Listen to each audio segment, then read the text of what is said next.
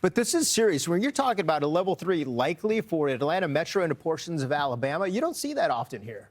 Yeah, that's for sure. You made some good points. First of all, 8 inches of rain is unbelievable. That flood damage that you saw from Wednesday came from 2 to 3 inches. Also, yes, it is a wooded area. There are a lot of trees. And so that means also that it's tough to see tornadoes coming your way as well. So keep that in mind. The folks there in the south know that very well. But 3 to 5 inches of rain, possibly locally up to 8 inches. You saw what happened to those cars there. So if I live in Atlanta, I would probably try to at least not park my car on the street as we head into this weekend, and maybe even try to find a parking garage.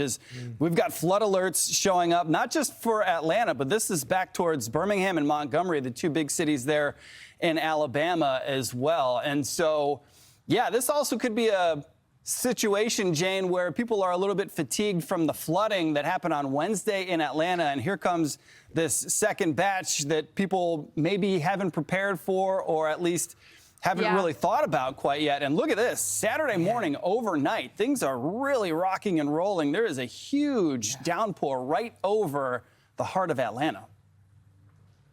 Yeah, Nick, you make such a great point. I just think this week has been tiring for the Southeast. We've had so much rain. And Wednesday alone, you know, we go through yesterday and you had the reports of flooding, the nonstop rain, and then you get a nice day today, right? You get a nice break on into the start of the day on Friday, and then suddenly you're just slammed with heavy rain once again. And that, coupled with what we were missing much of the day yesterday, is this increased severe weather threat, where not only are we concerned about flooding once again to the extent and even greater than what we had in the middle part of the week, this now comes with an isolated tornado. I think we have to be really careful tomorrow across Louisiana, Mississippi, as this whole storm itself starts to transition across the Southeast along that frontal boundary. I think we might get a couple of those discrete cells. Now, cloud cover, moisture, all of that kind of working in tandem. Will it start to limit that severe weather threat, or will we see that isolated storm find the perfect conditions to bring in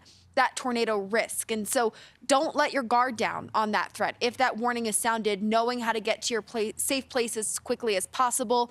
Also noting that there could be the real possibility, with how high our flood risk is for Friday night on into Saturday, as these storms come through, you might find yourself in that position where you have a flood warning and a tornado warning at the same time. Using common sense, what's the immediate danger, the imminent threat, and making sure you're taking the according action. Such great point. And remember that downtown connector in and around even Spaghetti Junction is going to be tough for Atlanta. But heads up, so you know right ahead, right? It's going to be terrible. Stuff. For sure.